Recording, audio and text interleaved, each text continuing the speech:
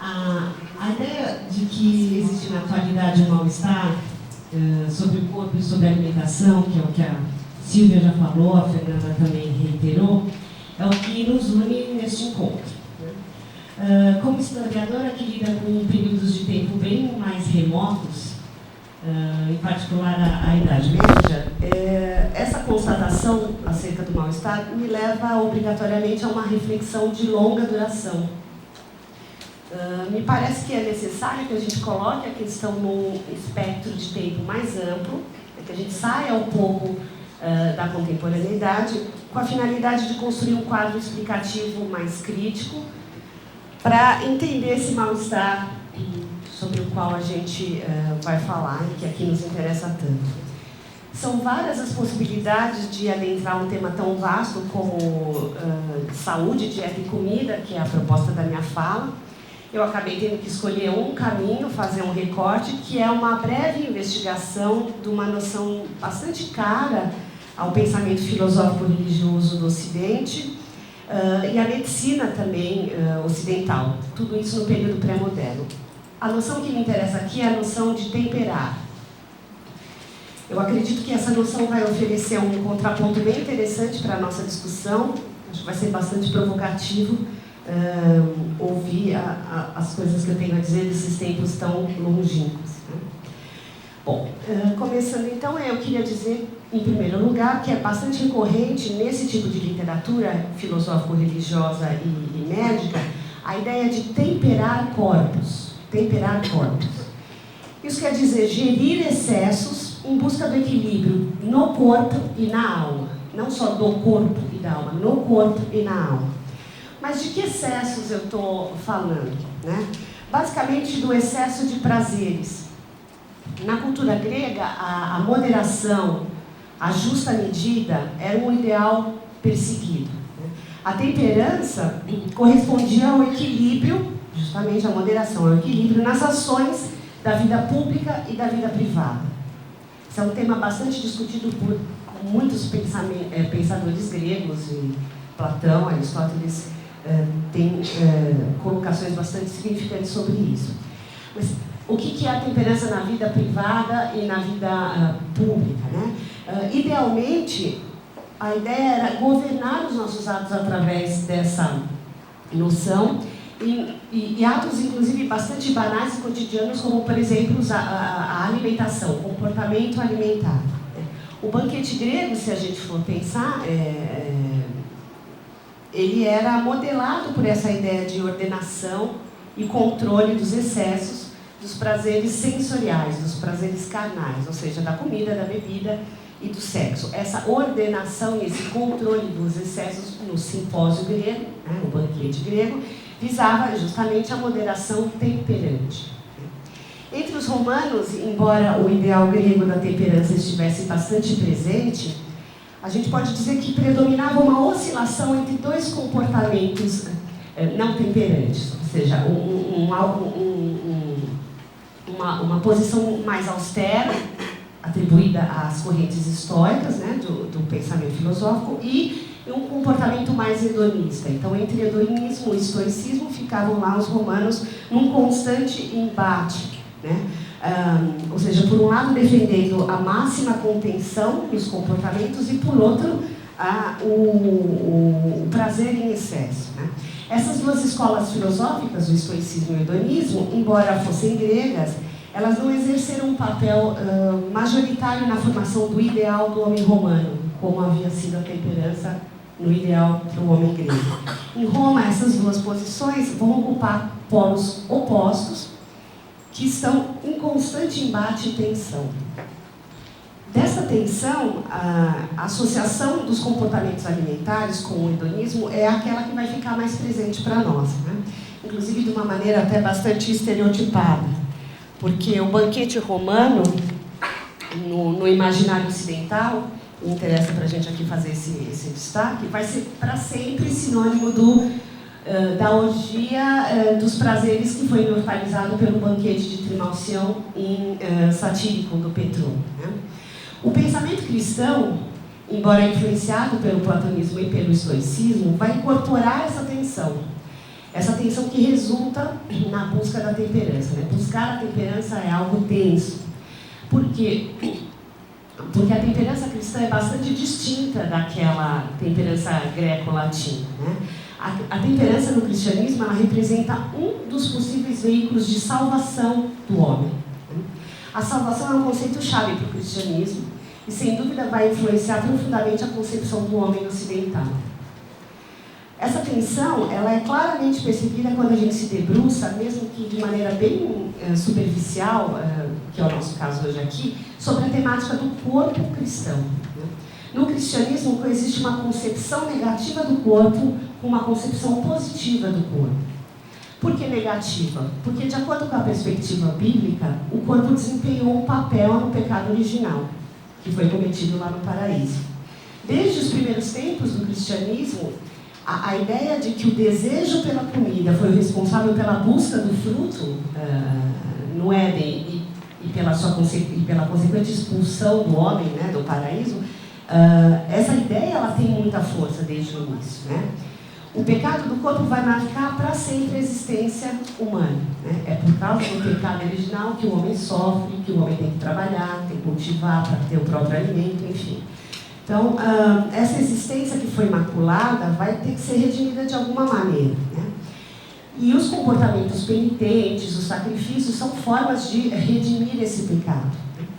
Isso explica, por exemplo, a forte carga que jejuns e abstinências alimentares têm dentro do cristianismo. Esses comportamentos continentes, jejuns e sacrifícios alimentares, vão acabar sendo vistos como comportamentos virtuosos e que levam à salvação. Né? Mas o corpo, ele não é só sinônimo de pecado e degeneração.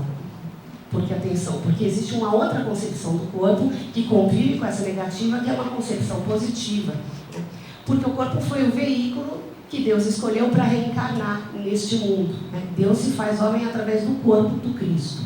Né? E é esse mesmo corpo que vai ser para sempre rememorado através da Eucaristia, né? O sangue e o corpo do Cristo. E é para esse corpo também que todos vão voltar no final dos tempos, né? Para gozar da eternidade. Então, o corpo requer também cuidado e respeito.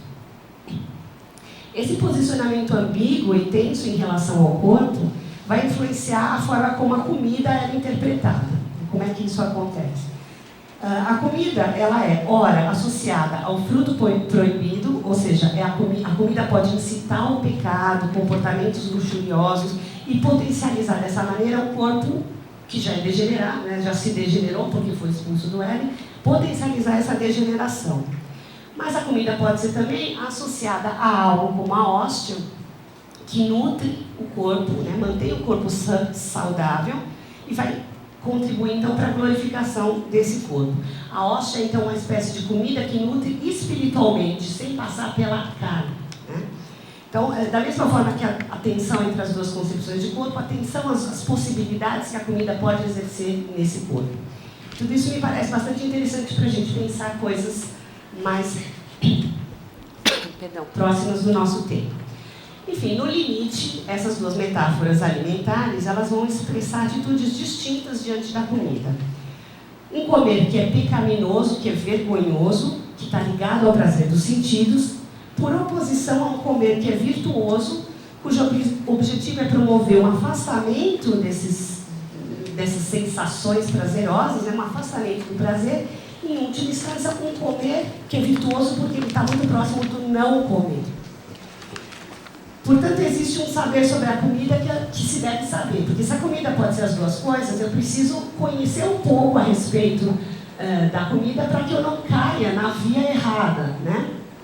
Então, o objetivo desse conhecimento sobre a comida é poder gerir os excessos e conseguir, se não a salvação, pelo menos a não condenação. O que exatamente preocupa a comida dentro dessa perspectiva cristã? Preocupa o excesso quantitativo, muita comida. Preocupa o excesso de carne. Preocupa o excesso de cuidado com as preparações. Preparar, cuidar demais dos pratos. Adicionar condimentos de maneira desmesurada, adornar, tudo isso é excesso. E é interessante a gente pensar o papel da cozinha no Ocidente a partir dessas colocações. No Ocidente até bem pouco tempo atrás, não no nosso contexto moderno, né? Porque se não há concessões a essa comida bem preparada, cuidada, ou seja, não há concessões às preocupações culinárias, hoje a gente diria gastronômicas, a alternativa, então, é encarar a comida como medicamento. Né? O que vai prevalecer na abordagem cristã, oficial e ortodoxa? Né? Não que todos os cristãos sigam essa orientação, mas o que vai prevalecer é a orientação de um comer continente, de um comer temperante, que vai ter um objetivo único de manter vivo o corpo que precisa estar vivo para chegar até para conseguir a salvação. Então, a ideia de que a comida é um remédio necessário. Esse comer temperante, na realidade, é uma noção que não se restringe apenas ao discurso filosófico religioso. Na tradição médica antiga, a tradição hipocrática galênica, a gestão dos excessos e o equilíbrio constituem, respectivamente, veículo e objeto da saúde do corpo físico. Toda a fundamentação dessa colocação advém da chamada teoria dos humores, da teoria moral, uma teoria que, grosso modo, continuou a vigorar no Ocidente até o advento da ciência moderna no século XVII. De maneira geral, essa teoria está organizada a partir da premissa de que existem 4 elementos presentes em todas as coisas do cosmos, né? Água, ar, terra e fogo. Esses elementos, por sua vez, têm qualidades próprias: frio, úmido, quente, seco. Os corpos humanos são constituídos por 4 humores. Né? O que são os humores? São substâncias regidas por esses elementos, né? Água, ar, terra e fogo, e, portanto, com as qualidades desses elementos. Né? Esses humores, sangue, fleuma, bile negra, eles é que vão definir o temperamento dos seres humanos. Para a teoria humoral, saúde é equilíbrio de humores. Né? Então, de um lado, um equilíbrio que acontece dentro do corpo, ou seja, dentro do corpo os humores, eles precisam estar misturados de uma maneira balanceada, precisa haver equilíbrio equitativo, né, entre essas substâncias. Consequentemente, se você não tiver equilíbrio dos humores, você está doente. Né? Qualquer forma de desequilíbrio moral é doença. Mas além do equilíbrio que acontece internamente, dentro do corpo, há necessidade de equilíbrio com o que está fora do corpo. A saúde, na tradição médica antiga, comporta uma ideia de equilíbrio entre o dentro e o fora. Né? Ou seja, a saúde não depende apenas dessa ideia de inteiramente ter os humores equilibrados. Né? A saúde depende também de uma busca de equilíbrio com o que está fora, como o meio ambiente, como o ar, os ventos, as águas, as paixões, as emoções. Né? Você tem que estar em equilíbrio com o que está fora e com o que está dentro. A busca desse equilíbrio a gente consegue como? Através da dieta. Né? E a dieta no contexto grego, e depois no romano e no ocidente medieval, tem uma acepção muito mais ampla do que a acepção que a gente conhece hoje. Né? A dieta diz respeito a gerir as coisas da minha vida, né? Como é que eu administro as coisas da minha vida, como é que eu estou no mundo, como é que eu cuido de mim neste mundo. Tudo isso tem a ver com a dieta. E é claro que, por extensão, esse termo vai acabar definindo também algumas regras para essas escolhas que eu faço nesse mundo em que eu me encontro. Né? Falando especificamente da comida, de acordo com a dietética antiga, o processo de escolha e consumo alimentar deve ser pautado pela ideia de combinação adequada, né? Ou seja, temperar. A gente tempera a nossa natureza com a natureza daquilo que a gente consome. Então, essa relação é interessante para a gente pensar, porque não existe comida boa ou comida ruim. Existe comida boa para mim, mas ruim para você. Tudo depende do tempero, de como eu tempero essas duas pontas da equação. Essa atitude que é relacional, de alguma forma subjetiva, entre a comida e o comensal, vai se perder no advento da descoberta das propriedades físico-químicas dos alimentos, vai se perder com a descoberta dos nutrientes, pela química, pela biologia, enfim, pela ciência moderna. uma lógica que vigorou por tantos séculos vai acabar sendo substituída por uma outra lógica, né? Uma lógica nova, que cria, por exemplo, categorias como proteínas, gorduras, vitaminas e essas coisas que a gente conhece também dessas revistas. E os alimentos vão ser fixados nessas categorias de uma maneira objetiva, quase universalizante, né? Os alimentos passam a ser rotulados simplesmente como saudáveis e não saudáveis. Essa relação se perde entre a comida e o comensal, né? Desaparece a ideia do que é o tempero, né? A importância do tempero, a operação de dosagem, de combinação, sai da cena, e o que entra em cena? Um temperar que fica restrito ao externo, né? Tanto é que hoje temperar para a gente é algo que diz respeito à comida, você tempera a comida, né? E isso é bastante novo, embora não pareça, porque estamos vivendo este momento, isso é bastante novo. Isso é do século XVIII, 17 e 18 para cá, ou seja, ontem, do ponto de vista da história. Então, para finalizar, e para deixar mais claro essa ideia da substituição das duas lógicas, eu selecionei 2 cartoons que eu tirei da internet e achei o cartunista muito feliz em captar as duas situações bastante familiares para nós. Aqui a gente tem uma pirâmide alimentar e um frango que não está conseguindo se reconhecer na pirâmide, ele precisa saber onde é que ele está. Então, a ideia é que essa hierarquização das categorias que eu falei agora há pouco, né, proteínas, vitaminas e tudo mais, ela entra na nossa vida de fora para dentro. A gente teve que aprender essas categorias, lidar com elas. Os alimentos são arrancados da sua significação cultural. Eu tenho que aprender o alimento por um conhecimento que é científico, mas que nem por isso ele é objetivo e certeiro. Então fica difícil a gente se orientar. E o cartunista brinca com isso, que a coisa está ficando tão difícil que nem a própria comida consegue se orientar.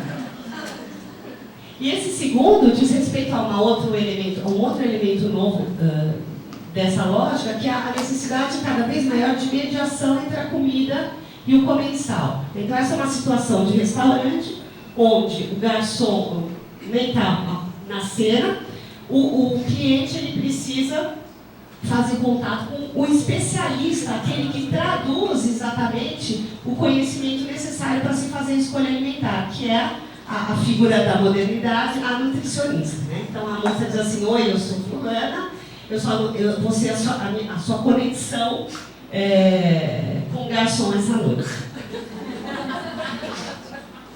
Bom, o que eu queria dizer é que há desconexão, há contradição, há paradoxos nessa ciência referente aos alimentos, né? Porque a gente tem que conviver, como a Fernanda bem falou, com essas imagens e imagens que se contradizem. Quer dizer, eu tenho que estar super por dentro das novas ondas gastronômicas e estar disposta a comer aquela macarronada, mas também com esse corpinho, né? Que às vezes pode ser um pouco difícil, né? Claro, eu acho que essa questão para a gente discutir, até que ponto a gente tem autonomia diante de tudo isso, né? Porque insegurança alimentar sempre existiu, né? Eu acho que o homem lutou toda a sua vida, toda a sua existência para se libertar do jugo da natureza e poder ter alimento na mesa sempre que possível, né? Mas a segurança alimentar não diz respeito só ao alimento disponível, diz respeito a algumas outras coisas que os nossos colegas da noite aqui vão poder discutir com vocês. Obrigada.